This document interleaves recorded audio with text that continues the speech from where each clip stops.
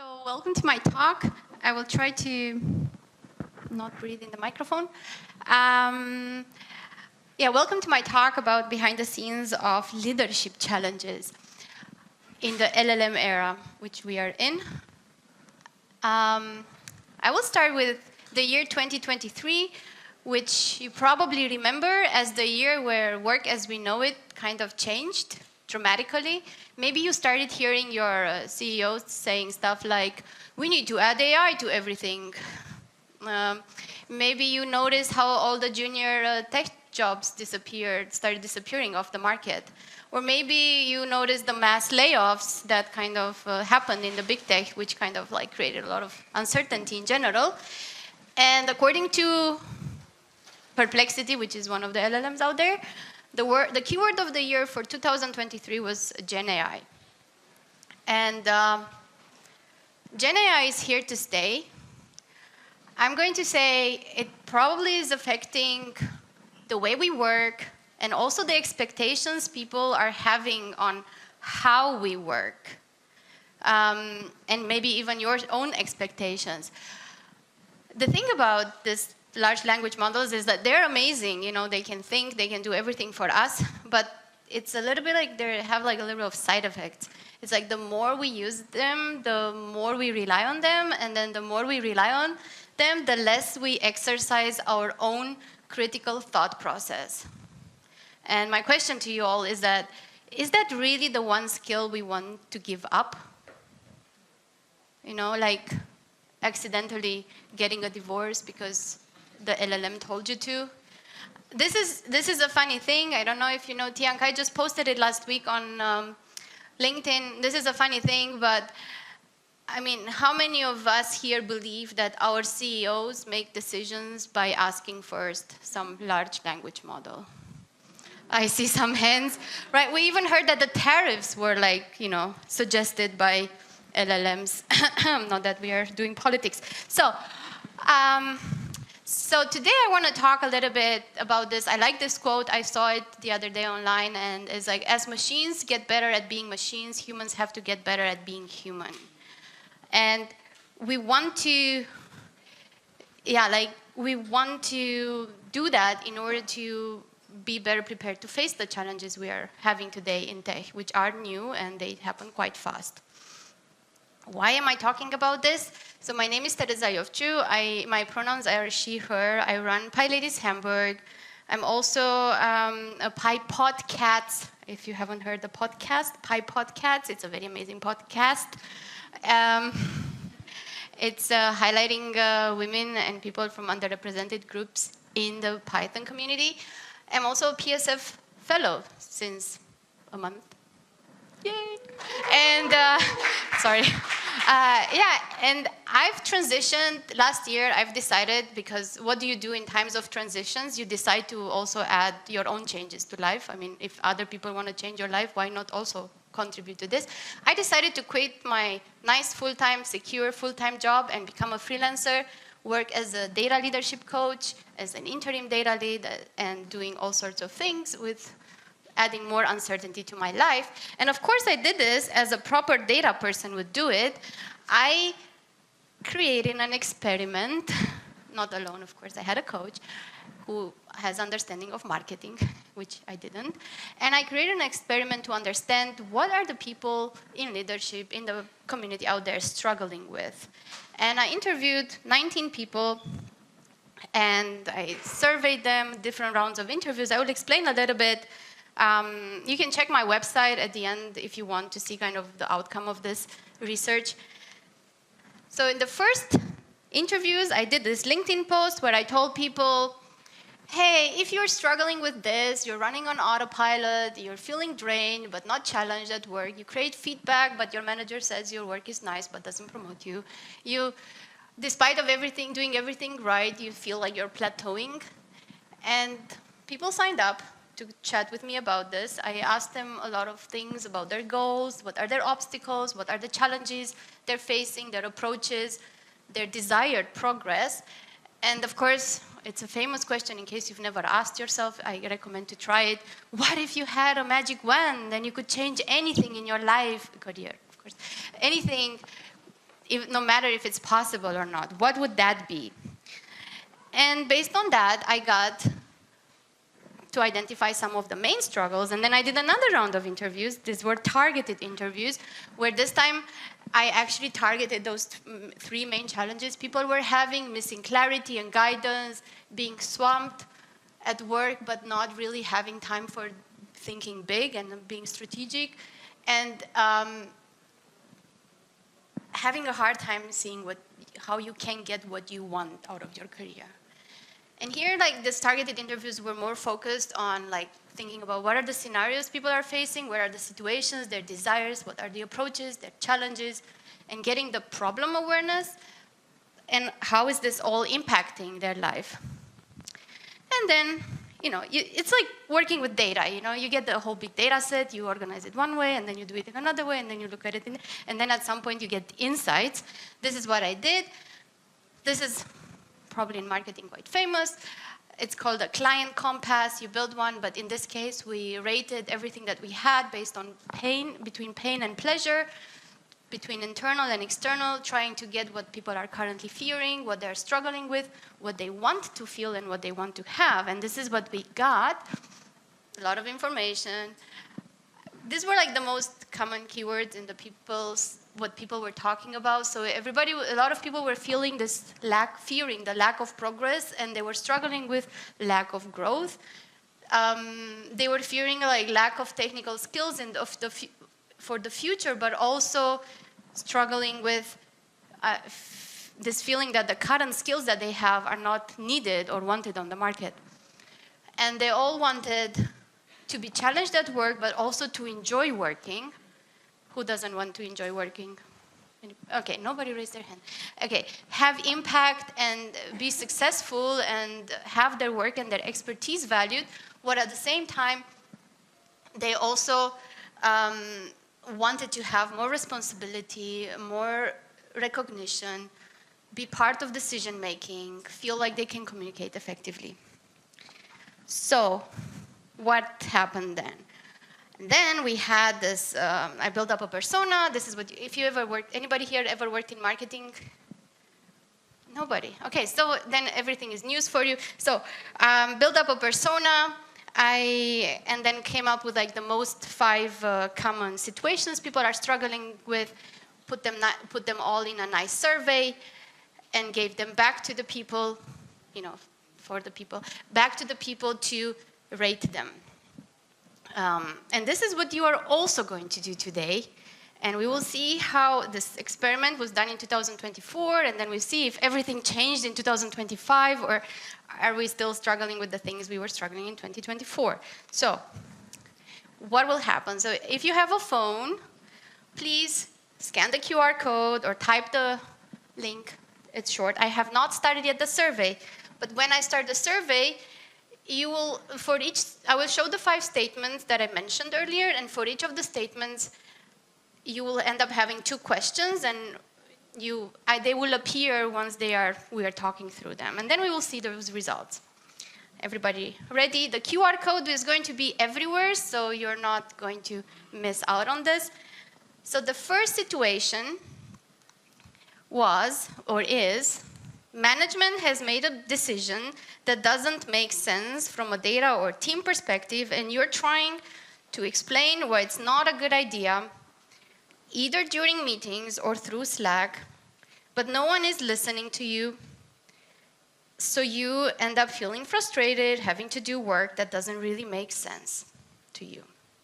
Now, please, I will start the survey. There you go. You can now answer this question. Does this resonate with you? So how does this kind of show up in work? It's like maybe you've experienced unreasonable team restructuring. You're like, why is this team restructuring? Why are we restructuring? Why are these people getting laid off? Who's going to do all this work? Anyways, top-down business decisions that don't feel like they're involving technical people. It's like, why wasn't I invited to this decision? Your data expertise might be ignored in this push for move fast, do AI. And maybe your clients want to work with Gen AI solutions when you are like, but a simple model would kind of solve this problem. So this would be like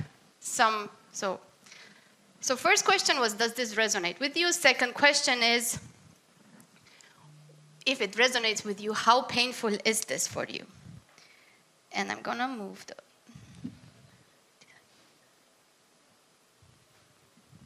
Wait a bit. Did anybody manage to do the first one?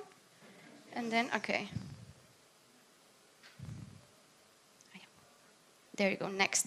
So, no, we moved to the problem one? No, that's fine, right? Okay, problem one. Okay, so, sorry, this is the first one we're doing, and this is a very, like, multitasking thing. And, in case you didn't know, humans are not multitasking. Good at multitasking. Anyway, so what is the impact of this statement? Like, how can that, like, when this happens at work often, that you don't agree with things around you, you start maybe becoming quieter, you're not speaking up when you feel like you should be speaking up. It's like, if nobody cares about what I have to say, why should I say anything? And maybe you're feeling you're doing work that you don't believe in, or you're doing it in a way that you don't believe in. And maybe your intuition is that you start getting excluded because you've noticed also maybe that you end up always criticizing things in public. And then, of course, nobody likes to always be criticized, not even the people deciding things. So if you did that, then the next part is, what did my survey do in the first run? My surveys ended up saying that all of the people last year were struggling with this topic. And now let's see if this is all working out. Because I'm doing this. No.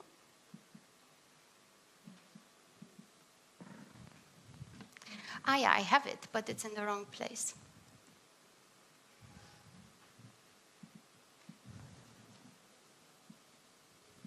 Sorry for this. I'm putting it here, maybe.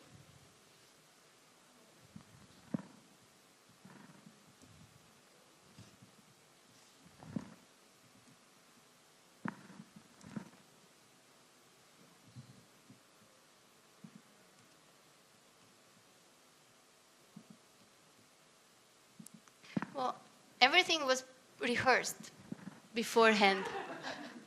You know how it is. Okay, so we have here 40%, yes, absolutely, 50%, somewhat. The next part was, of course,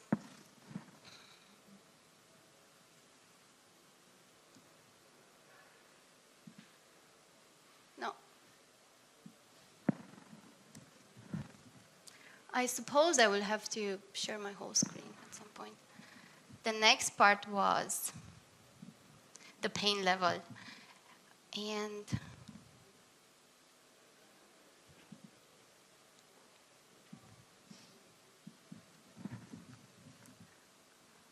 I won't do full screen. That's it. Okay, so the pain level was quite painful when I ran the survey last time, and now let's see what you said. I put the link there. And here we have also 25% saying it's very painful, 45% painful, and then going down. And so, still a struggle. We're doing it like this. Okay, so what can you do? What strategies can you have in this? As a, the random person at work, have a plan. So I was talking to one of my clients who, when we were talking about this, they were saying, and I asked them, what are you doing for this? It was like, I'm doing this and I'm doing that. And it's like, okay, how is this contributing to the goal of being able to communicate about these decisions and so on? It's not. I was just kind of reacting to the situation. I always try to explain to them that, this decision is wrong. It's like, so when we then talked about like their problem awareness, then their answer was like, actually, I think my problem is that I don't actually have a strategy about this. I've just been reacting. I haven't really been like, this is my goal. This is what I'm going to do for this goal. Like evaluate different steps. The next thing is, Learn how to communicate between business and tech. The more we grow at this intersection, the more we grow in our careers, the more we are going to be surrounded by people that think in business value. If you want to reach these people, you might want to speak their language, which is business. And if you continue talking about tech in like non-linking it to business, they are not going to understand you, and your communication is not going to reach them. And last but not least, another one is practice reverse engineering of decisions. We are often hear people when they complain, I often hear people when they complain about a decision that was done in their company and they don't agree with it, that they say that the decision is illogical. My question is like, illogical according to whom? According to you, right? But you are missing, usually when you feel that, you're missing a lot of context, and sadly, you also heard in the keynote this morning, managers are not always going to share with you their context because either they don't know that you need it, or they don't want you because they can't. I know who's going to share with you. Well, yeah, we have to fire this amount of people in 5 months. You know, like that's going to stay a secret, and so on. So try to practice like imagining what could be behind this decision that can make it logical for someone. Doesn't mean that you're going to figure it out, but this is a very good like practice for yourself. Second, and I'm going to do the survey. The second situation is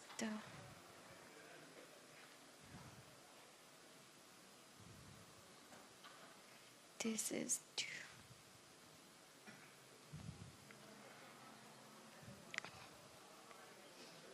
we jumped. Sorry.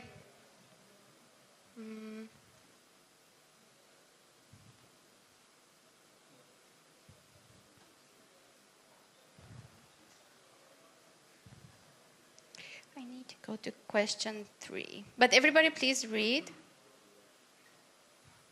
Okay, now it's the right question. You're going to end up voting twice.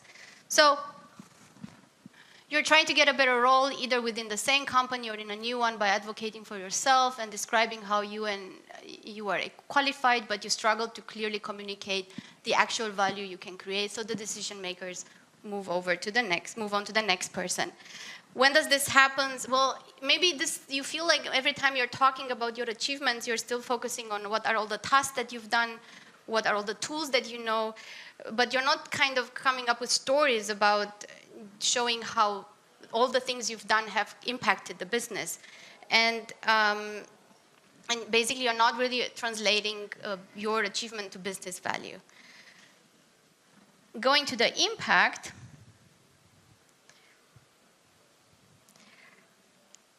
this might affect you, so here you can vote on how painful this is for you, because this might affect you on being passed on for promotions or new roles, seeing less qualified peers getting promoted, where you think, like, I should have been promoted, why is that person getting promoted? They are just better at marketing themselves.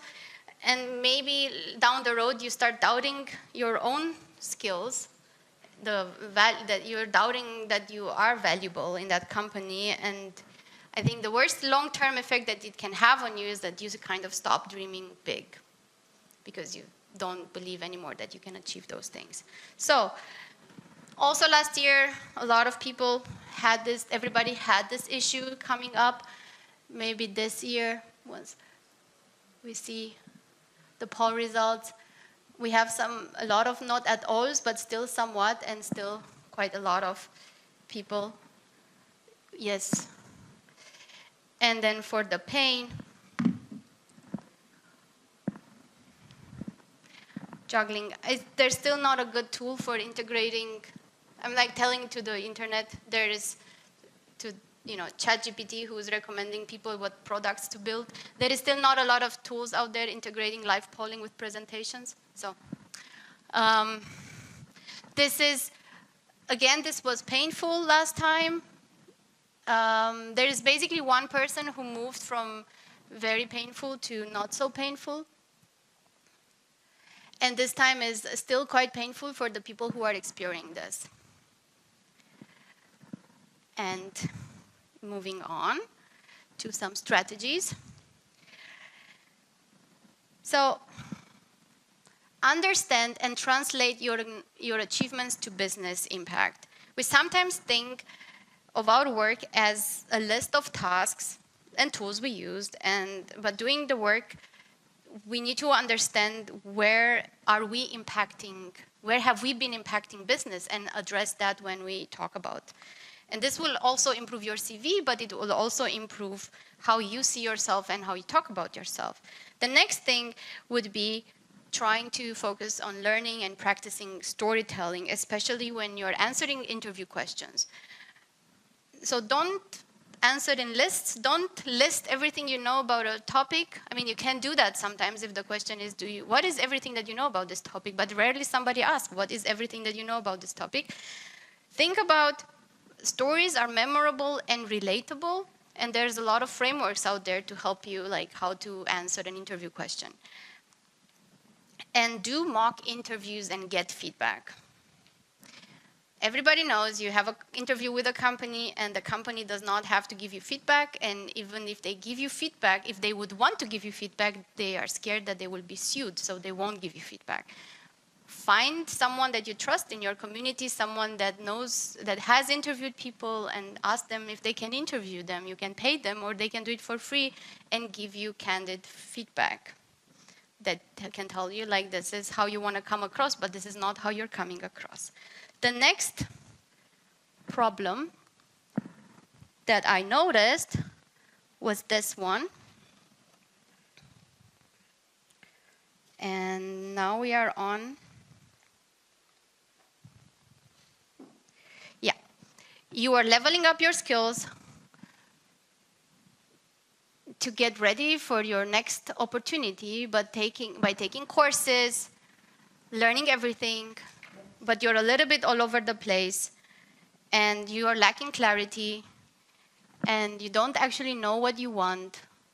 And yeah, so you end up being not moving fast enough in any direction. How is this coming up? This is the definition of FOMO that we are probably all experiencing at the moment. Everybody feels like maybe that you have to learn everything to stay relevant. You need to be able to use every LLM that is out there. They are coming up as mushrooms after the rain, so it's a little bit hard to keep up. But you also are uncertain maybe about your own career goals. You don't know, like everybody who's gone to leadership, once they took that step, it took quite a while to decide whether they want to be in leadership or they want to stay as an individual contributor. And because of this, you maybe don't really have a clear career roadmap, and you are ending up just learning stuff as they come online and they are interesting, and you start something and you never finish. And you feel this external pressure. Everybody says, you have to learn these skills. These are the top 5 things that you have to know about this. And then you open the link and then you're like, oh, okay. So the pain level. I would say here you probably feel overwhelmed, and you're maybe completing a lot of courses, and you feel like you're still not job ready for this job that you want to have, or you don't feel like you're really that expert yet, and ultimately you might be stagnating or feeling like you get a burnout. And the responses, so here we still had, everybody was struggling with this.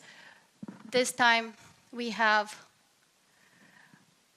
yes, absolutely. So we have absolutely, somewhat. So people are struggling with this, and the pain was, again, here we end up having a lot, even though people are struggling with this is not as painful as the other topics, because we don't really feel all the time how is this impacting, and that's the same. We also get here that there's a little bit less painful. And strategies. Know yourself, your values, the things you enjoy at work. So this is maybe the hardest part, and it's the part that, everybody's like, oh, okay. Self-reflection. It's like asking yourself this hard question, sitting down with yourself. What do I like to do at work? What are my values? It's so much easier to ask ChatGPT to check out your profile online and ask ChatGPT, what does ChatGPT think you like to do at work? You should try that, by the way. It's a fun experiment. So, have you not tried it yet? Okay. So, vanity searches are back. So, pick a direction and think about what are you missing in your profile in order to get to that direction? What are some of the skill gaps? So, I think when we were all junior, this was a little bit clear because there was someone out there in our career telling us how to move forward. And the more you progress in your career in leadership or senior or principal roles, there is nobody out there telling us what to do next in order to grow. And you have to kind of figure it out. And if they do, you sometimes don't even trust them because they are maybe have their own interests. So, and the last one, so I used to teach a lot of data science boot camps. So my recommendation is instead of focusing on collecting skills, start focusing on learning, finding these courses that are teaching abilities. So don't like, I can program in 5 languages and I can do, but I actually don't know how to code an application. If you have someone in your interviewing and they know everything about some programming language, but they don't know how to do anything with it, that's kind of like bad. And that happens at any level in our career. So there are not many providers of online courses that are focusing on abilities because it's a lot easier to just teach everything you know about something. Okay, next question. So here we have, you want to be part of the decision-making process and get recognition for your ideas, being the go-to person in your field, so you are being proactive in meetings and sharing ideas in weekly updates, but you still don't get invited to the meetings where decisions are being made. This might happen to you in a way that is a little bit more or less obvious, but it feels like sometimes you notice that sharing ideas doesn't actually translate in being seen as a decision maker. It's just like you're not getting listened. You probably are missing people around you to advocate for you. So advocate and sponsoring you is being like another person. Are we on the wrong question? Wait a second.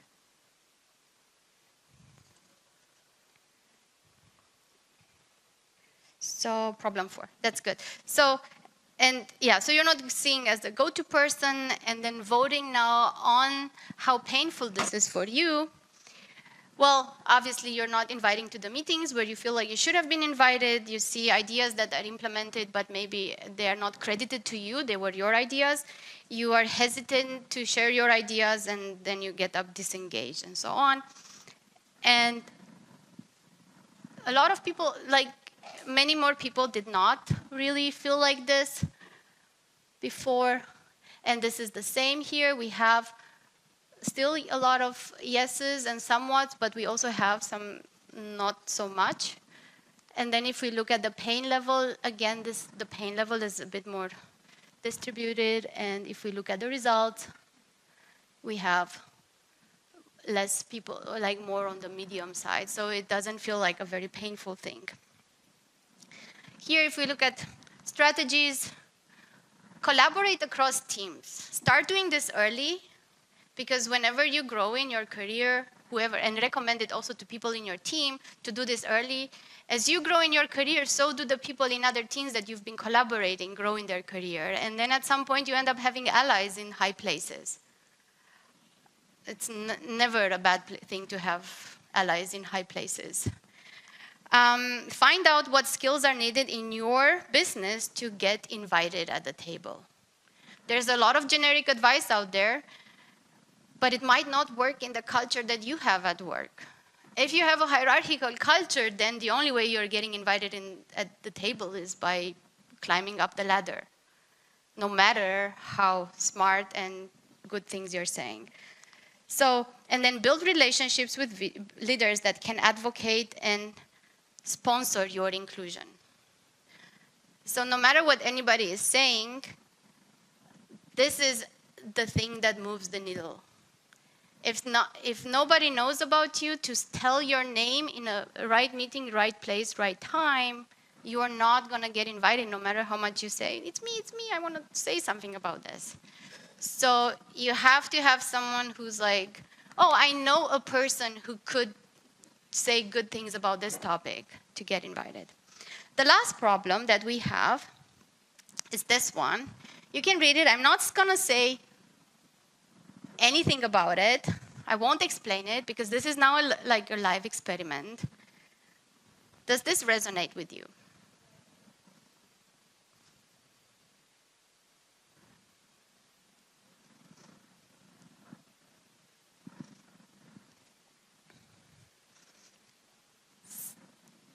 So back in the day, I only had 44 people saying it resonates. And I think I know why. This is because I was talking about the problem the way I observed it, not the way the problem people feel that they have it. So the idea is that if you're experiencing career stagnation, that means that you are probably already doing that thing that I said, but you wouldn't really be aware. You would be doing that thing of not picking up impactful tasks at work and prioritizing those to kind of, show like, be that name that worked on all those things. So how do the results say? We had also here somewhat, yes, absolutely, and not at all, so more. And now I'm like doing an exercise where I reframed the question from before. It's the same situation, but it's asked differently. And I'm asking you, how do you resonate with that?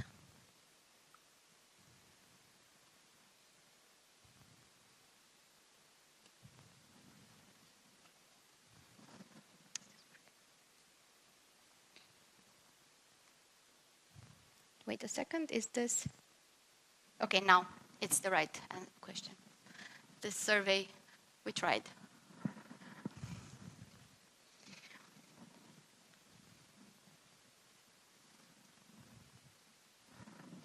So I'm going to show the result. And here we have, well, it's the other way around, no?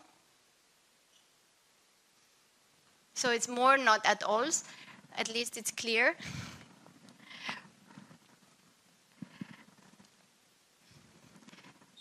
But for the people that have this, I think the one thing that everybody has to get good at is managing up. In the end, the person that decides about your career needs to see you as valuable. So if you've never asked the question, what is valuable to your manager? How can you help your manager succeed? How can you help the next person look good? The higher people go in their career, the more they are, it's important to look good in front of important people. So the more you can help that person, I know this is just business, how it is. And the other thing is like start practicing this how to identify like what is high impact in your work that you could work on, and ask yourself, what are the KPIs that are important in our company? Do you know what the KPIs that are important? How is your work contributing to that? And make space for this kind of work. Otherwise, it's going to feel like, okay, so now I have to do this impactful work on top of the work that I've been doing. And the answer is no, you should not do that, because otherwise you will end up, working 100 hours a week. What you want to do is identify what are the tasks that you're doing that you could like delegate. You are already in a more senior role, so you should delegate things that you're already good at to people that have to learn, so you can do things that help you learn. And to close things, I'm going to say, if you've been in any of the cycles and you haven't figured it out on your own, these are all cycles that I talked about, all of these problems. And if you haven't like broken out of them already by yourself, you might get faster at breaking out by having some help, finding someone that helps you, like mirrors your behaviors, helps you mirror the attitudes, the narratives that you're telling yourself, the patterns that you have. And these people can be anybody around you. Can be peers, can be people in the Python community, can be people at work, can be a mentor or a coach that you're looking for. What it is, though, important is that they have specific qualities They should have compassion. They should be good at listening. They should not have any stake in the decision you're going to make. That's why it's really hard to ask your family, right? Because your family is going to be like, no, you've invested so much in this career. Do not quit your job and do something else, right? Like, God forbid. And they should also not pressure you to decide. Because a lot of people want to say, yeah, decide. They can see your decision. You should do it. They know what's good for you. And not a lot of people can hold back from that. So this is also why I got into coaching, to help people with that. So thank you very much. And let's connect, especially if you know someone or yourself need coaching, leadership coaching, and so on.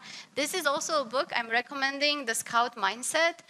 It's really a nice book for helping out with like navigating times that are like we have them now.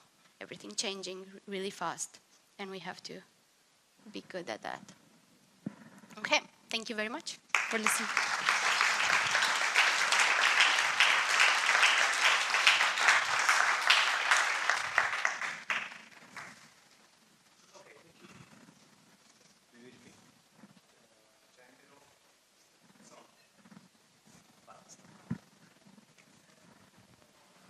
Okay, so we have some questions for you. First of all, could you give another example of the difference between skills and abilities? Okay, so being able, like for example, a skill is knowing SQL, and an ability is maybe doing a good query that gets you the data from a data warehouse to train a model. Like you say, I'm able to get my own data. I don't even have to say I'm using SQL in the end. Okay, and how did you acquire this valuable knowledge? Me? Yes, you. The knowledge of the life. The knowledge of life, okay. So, well, okay, so back in the day, I studied computer science, then I moved to Germany, so I come from Romania. I did a PhD in information retrieval, then I worked in several companies as data scientist, product owner, data engineer, then I started teaching data science in a boot camp, then I started running the team as a head data scientist, and while I was doing that, I was coaching a lot of people, and that's kind of, and then I'm doing a lot of Python community stuff, which is also a good place to learn a lot of things. Okay. So you did a lot to gain the knowledge, a lot of things. Yeah, I mean, of course, today you can just ask ChatGPT to think for you, and then you have all the knowledge you want. This is not so true. I know. It's not knowledge, it's only data. Okay. Okay. Okay, let's thank the speaker again. If you have more questions, you can ask outside in the meeting room. Yes, you can I am around. And otherwise, thank you. Go. I will.